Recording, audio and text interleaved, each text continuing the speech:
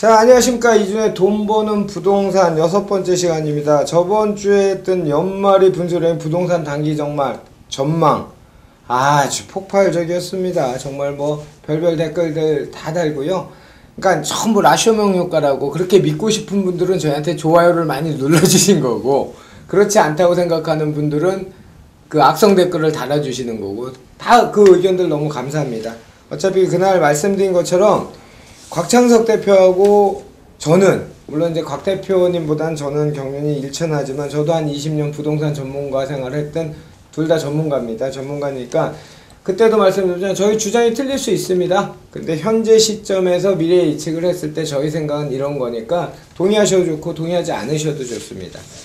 자, 이번에도 아주 흥미로운 얘기입니다. 이 내용은 뭐 일부 사람들이 그 수급 불안을 이유로 하는 여러 가지 멘트들은 가끔 나오는 그런 내용인 것 같아요. 그래도 우리 곽창석 대표와 제가 벌침처럼 날카롭게, 그렇지만 맞고 나면 봉침 맞듯이 약효가 있는 그런 전망을 해보도록 하겠습니다. 바로 주제는 부동산 규제 후폭풍이란 주제로 얘기 나눠보도록 하겠습니다. 자, 오늘도 모셨습니다. 언제나 벌침 같은, 봉침 같은, 맞을 땐 아프지만 몸에 좋은 효과를 주는 촌철살인의 얘기를 해주시는 분이죠. 주식회 도시화공간 곽창석 대표, 오늘도 나오셨습니다. 안녕하십니까? 예, 안녕하십니까? 저 진짜 말 잘하지 않았어요? 봉침 너무 좋은 거 같지 않아요? 좋네요. 네. 좋습니다. 시작하시죠. 오늘 주제는 부동산 규제의 후폭풍입니다. 예. 뭐 제가 아까 오프닝에 잠깐 말씀드린 것처럼 누구나 뭐 쉽게 예측할 수 있죠. 뭐 참여정부 얘기 안 하더라도 수급 불균형에 따른 공급의 부족. 근데 이제 공급의 부족을 얘기하는 목소리들이 점점 잦아들고 있는 거죠. 시장에 원체 프레싱이 강하다 보니까 소수 의견처럼 지금 되고 있는데, 그런 내용이십니까? 어떤 내용이십니까?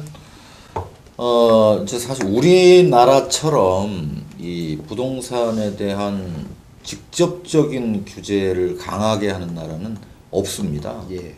사실은 뭐 집값은 뭐 미국도 뛸 때도 있고 내릴 때도 있고, 유럽도 뛸 때도 있고 내릴 때도 있고, 그런데 이제 다른 나라, 특히 선진국들의 경우에는 이런 거를 시장에 직접적인 개입을 하기보다는 뭐 정책 금리를 조절을 한다든가 해서 뭐 과열이나 거품을 경계한다든가, 또는 너무 침체가 되면은 좀 뭐 금리 조절을 해서 좀 띄워주는 이런 역할들 정도를 하는데, 우리는 보면은 이 부동산 규제, 특히 집값 잡기에 대해서는 정부에서 매우 적극적으로 나서고 있어요. 올인했죠, 뭐 거의. 어떤 면에서는 매우 정치적이라고 할 정도로. 그럼요. 예, 맞습니다. 저도 그렇게 판단합니다. 그런 데는 이유가 없는 건 아니에요. 사실 자세히 들여다보면은 우리는 60년대, 70년대까지만 하더라도 뭐 후진국, 중진국도 안 되고 이랬었는데, 이 단기간에 한 30년, 40년 만에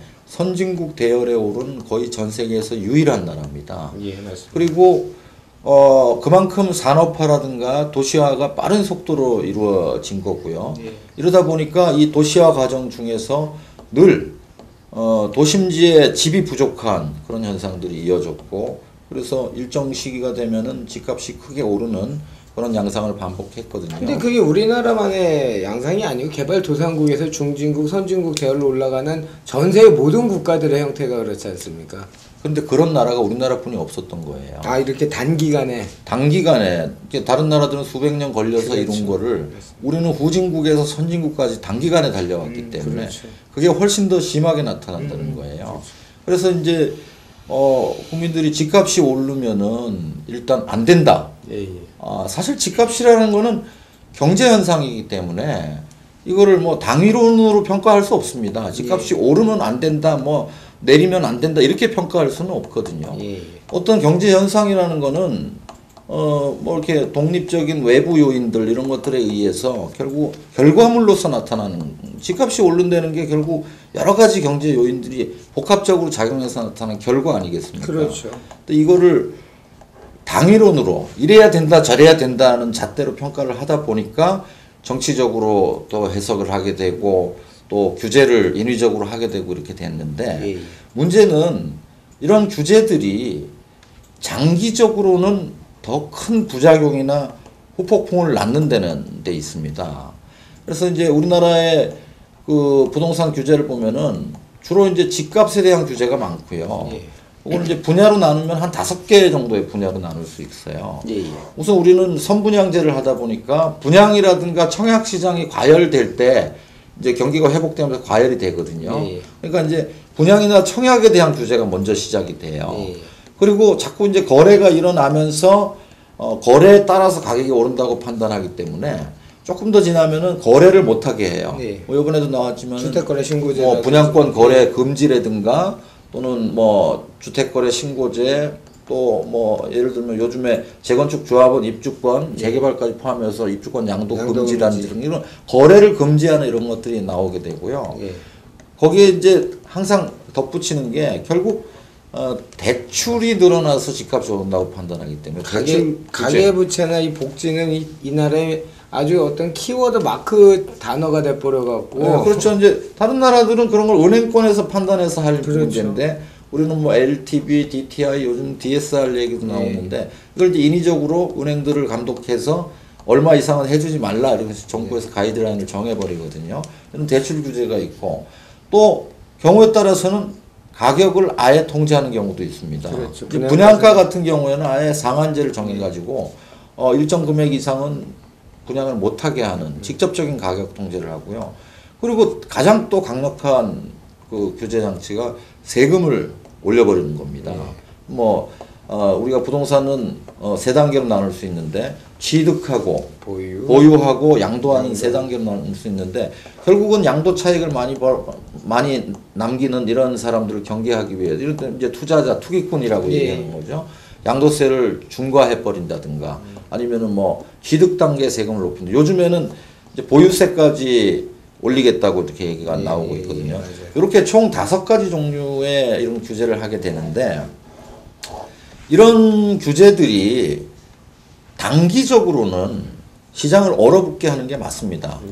요번 파리 대책은 좀 설립게 나왔기 때문에 지금 영향 효과가 발생되지 않고 있지만은 파리 대책의 효과는 연말부터 분명히 나타납니다.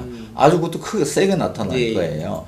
그러나 그 세게 나타나는 효과도 올해는 못 간다는 거예요. 그러니까 시장을 일시적으로 정지시키거나 안정시키거나 하락시킬 수는 있으나 이런 5종류의 모든 대책들이 결국 궁극적으로 보면은 정상적인 시장의 흐름을 끊어놓는 거예요.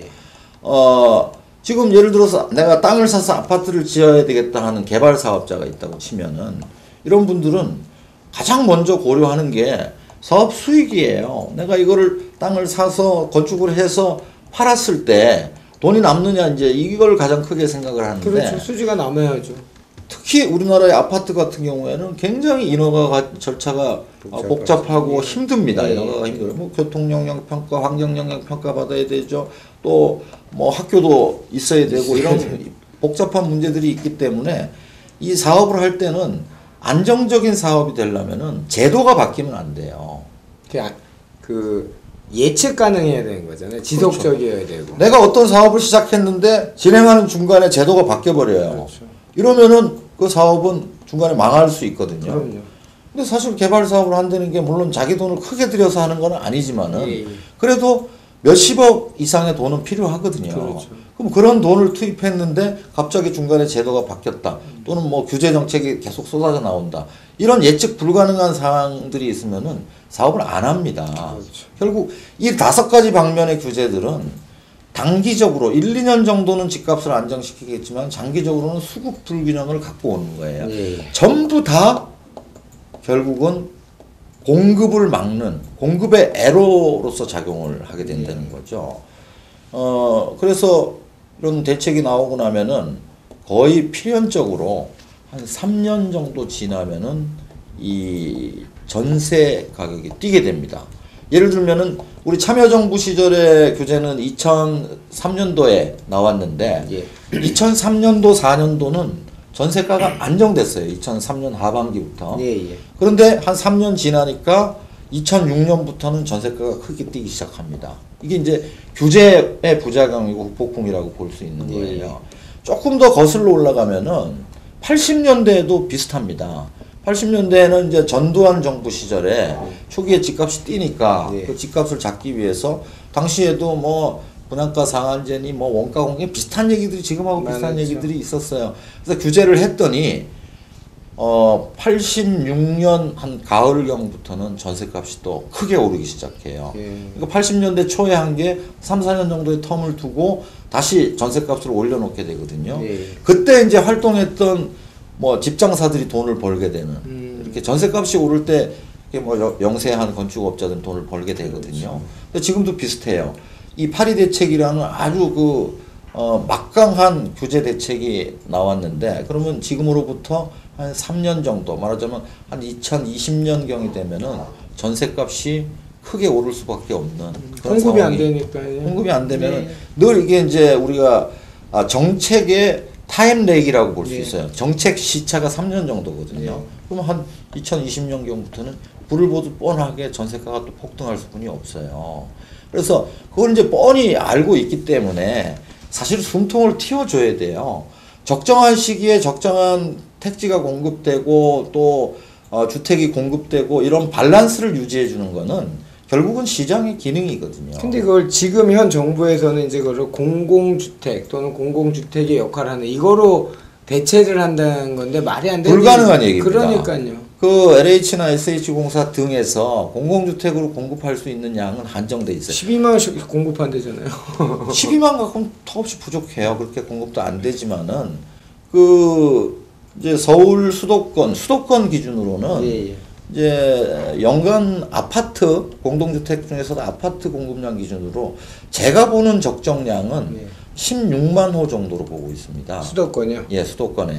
그런데 이제 규제가 막 나오고 하면은 이 10만 호 이하로 떨어지거든요. 그렇죠. 그래서 지금은 이제 뭐 입주 물량 기준으로 보면은 올해가 수도권이 한 14만 5천 채, 내년은 한 19만 채 정도로 늘어납니다. 이제 2015년에 많이 공급했기 때문에 18년에 많이 입주하는데, 근데 2019년에는 다시 한 14만 채 정도로 떨어져요. 예. 그런데 이 파리 대책을 포함한 17년의 정책 때문에 2020년경에 가면은 제가 볼 때는 다시 10만 호 언저리를 간다는 10만 호 정도면 전세는 굉장히 심각해집니다.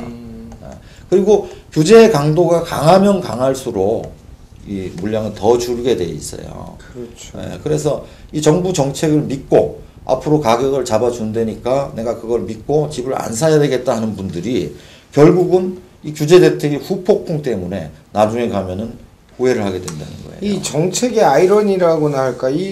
뭐 지금 현 정부에서 제일 표방하는 게 그 국민 주거복지를 위해서 실거주자 없는 사람들 주택을 공급한다고 하는데 일시적으로는 착시 현상처럼 한 몇 년간은 그게 가능할 수 있지만 몇 년 후에 불과 한 3년 후에는 그 사람들의 커다란 부메랑이 돼서 돌아온다는 건 참 아이러니인 것 같습니다. 정말. 근데 이제 제가 볼 때 저도 이제 뭐 참여정부 시절은 정책에 참여를 했지만 네. 잘못 생각하고 있는 정책 위반자들이 잘못 생각하는 게 있어요. 네. 예를 들면은 우리가 집값을 안정시키면 집값 안정을 통해서 주거비 부담이 줄어들고 그러면은 아무래도 주거비가 줄어드니까 그 남는 돈을 소비하게 되고 소비가 늘어나면은 결국 기업의 매출이 늘어나고 경기가 활성화되고 좋아질 거다 이렇게 착각을 하고 있는데 현실은 그렇지 않다는 거예요. 그렇죠. 현실은 집값이 안정되고 떨어지면은 소비가 더 줍니다. 그렇죠. 미국이나 뭐 유럽의 경우에도 보면은 90년대 말 2000년대 초에 미국이 인플레가 굉장히 심했어요. 그리고 경기는 상당히 활성화가 됐습니다. 네. 그때 활성화된 패턴을 보면은 집값이 오르니까 주택을 담보로 대출을 더 끄집어내는 거예요. 그걸 가지고 소비하고 차도 사고 뭐 냉장고도 사고 이렇게 하면서 경기가 활성화됐던 거예요. 그러나 그런 게 길게 갈 수는 없는 거죠. 그렇죠. 집값이 오른다는 거는 시장에다는 어떤 신호를 보내냐면은 많이 지어라라는 신호를 보내는 거예요. 그럼 집값이 오르니까 특히 외곽 지역 중심으로 해서 미국도 주택 공급이 매우 활발하게 이루어진 거예요. 연간 막 800만 채씩 짓고 그랬었거든요. 이렇게 되면은 자연히 외곽 지역을 중심으로 공실이 나타나고 임대료가 떨어지고 결국은 깡통 주택, 대출 금액보다 매매가가 떨어지는 그런 현상이 일어나면서 서프라임 모기지 사태가 2008년도에 터진 거죠. 그러면서 경제가 공황으로 이어지는 그렇게 되는데 결국은 미국도 마찬가지예요. 집값이 올라서 소비가 늘어났던 거지 집값이 떨어지면 소비가 오히려 줄게 되거든요. 같습니다. 그래서 그래서 뭐 일본도 마찬가지고 지금 일본 얘기를 우리는 예전에도 많이 했는데 지금은 일본 같아져요. 전부 저축만 하고 지금 소비가 안 이루어지니까. 그리고 이제 저희 곽 대표님하고 또 저희가 한번 다루겠지만 그 호도를 좀 안 했으면 좋겠어요. 예를 들면 곽 대표님도 저번에 얘기하셨지만 경제 성장률하고 주택 가격 상승률하고 주택 가격 상승률이 훨씬 높다고요? 참 특정 지역을 떼다가 자꾸 이렇게 엮어서 편집을 하니까 그런 결과들이 나오지 이거는 뭐 통계나 전부 다 나오는 얘기 아닙니까? 이제 직접적인 비교는 보통 우리가 이제 집값 변동률하고는 물가 변동률을 비교를 많이 하죠.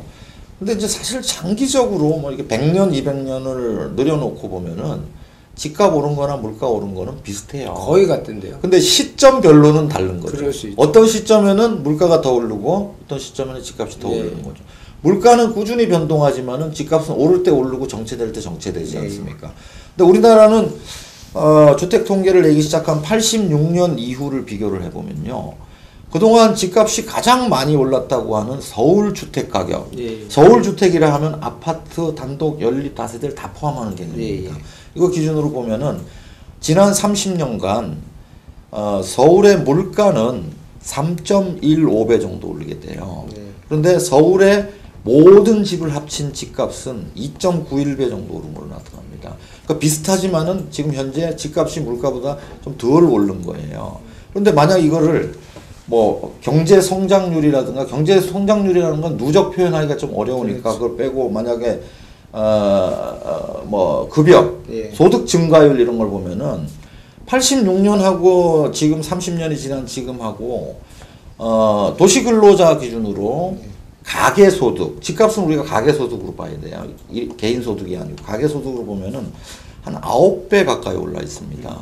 그 사이에 집값이 3배 뛴 거예요. 그러니까 너무 국지적인 지역, 강남의 아파트가 얼마 올랐냐, 이걸, 강남 아파트는 한 20배 올랐을 거예요. 그렇게 띄워놓고 얘기하기 시작하면은 답을 찾을 수가 없어요. 평균은 평균으로 봐야 돼요. 좋습니다. 이 얘기는 뭐 저희가 또 다음 방송에 다룰 거고, 오늘은 그 주택 그 규제가 불러오는 후폭풍이라는 주제를 갖고 얘기해 봤는데 너무 심각한 게 보이죠. 이게 정상시장의 공급을 자꾸 막는 어떤 역할을 하고, 아까도 말한 것처럼 그걸 뭐 임대주택이나 공공주택, 턱도 없는 LH 지금 빚이 얼마인데 빚을 계속 내라는 얘기고, 그 빚은 누가 내요? 국민 세금으로 다 내는 걸 자꾸 국민한테 강요를 하고 있고, 그렇게 되다 보면 정상적인 시장 참여자들은 참여를 안 하게 되고, 그러면 그 불안정한 모든 리스크는 다 우리가 이 정부에서 좋아하는 메인 타켓을 잡는 실소유주와 무주택자한테 돌아간다는 이런 뼈 아프고 가슴 아픈 얘기들을 정말 그 제가 그 예전에 기센 부동산 저희 서울경제에서 하실 때 타임갭을 두려워하지 않는 정치 지도자가 필요하다라는 주제를 저희도 한 적이 있었거든요. 그 타임렉이나 타임갭 같은 말이라고 보는데 그런 정책을 좀 펴야 됐으면 좋겠고, 저도 글을 쓸 때 그런 얘기를 썼지만 우리 대한민국에서 어쨌든 이런 선배들 저희 부모 세대가 얼마나 훌륭한 사람들이었는지, 얼마나 열심히 일을 했고, 얼마나 죽을 힘을 다해서 이 나라를 만들어서 이제 OECD에 올라가고, 그런 나라에서 규제를 한다는 자체들이 너무도 많은 그냥 천편일률적인 이런 규제를 한다는 자체가 너무 가슴이 아프고 또 속이 상합니다. 그리고 지금 이런 것들이 다 부메랑이 된다고. 지금 대한민국에서 가장 싼 주거 형태가 어떤 건지 아시죠? 전세입니다, 전세. 집 없는 분들 잘 알고 계실 거라고 생각합니다. 그죠? 그 제가 이 방송을 통해서 꼭 드리고 싶은 말씀이 하십시오. 있어요. 지금 이제 정부를 믿고 정부가 집값을 안정시켜 줄 것이라는 기대를 가지고 집을 살 수 있는데도 불구하고 안 사는 분들이 상당히 많습니다. 그렇죠, 당연히. 그런데 뭐 우리가 전쟁이 나거나 아주 돌발 사태가 일어나지 않는다면 정상적으로만 흘러가면은 3년 후면은 전세가 폭등입니다. 그래서 집을 살 수 있는데도 안 사고 있는 무주택자들은 올 연말이 정말 좋은 기회일 거예요. 전세 탈출하십시오. 예, 지금 못하면요 3년 후에 크게 후회하실 겁니다. 들으셨죠, 시청자 여러분? 3년 후에 전세가 폭등할 거고요. 저희는 3년 후에도 이 방송할 거니까 저희 얘기 맞는지 한번 보시고요. 근데 걔네 얘기가 맞을까? 쟤네 얘기가 맞을까? 틀릴까? 나는 지금 전세 살고 있는데 이렇게 하기에는 그 대가, 리스크가 너무 크다는 얘기죠. 그러니까 좀 공부를 더 하시고요. 어느 한쪽에 확증 편향적인 어떤 주장이나 프레임에 너무 몰입하지 마시고요. 저희 같은 얘기를 좀 들으셔서 그럴 수도 있겠구나라는 판단을 좀 가지셨으면 좋겠고요. 자, 오늘도 우리 봉친 같은 벌침 같은 얘기로 우리 곽창석 대표와 얘기 나눠봤습니다. 자, 다음 시간에 더 유익한 정보를 갖고 찾아뵙도록 하겠습니다. 오늘도 감사했습니다. 네, 감사합니다.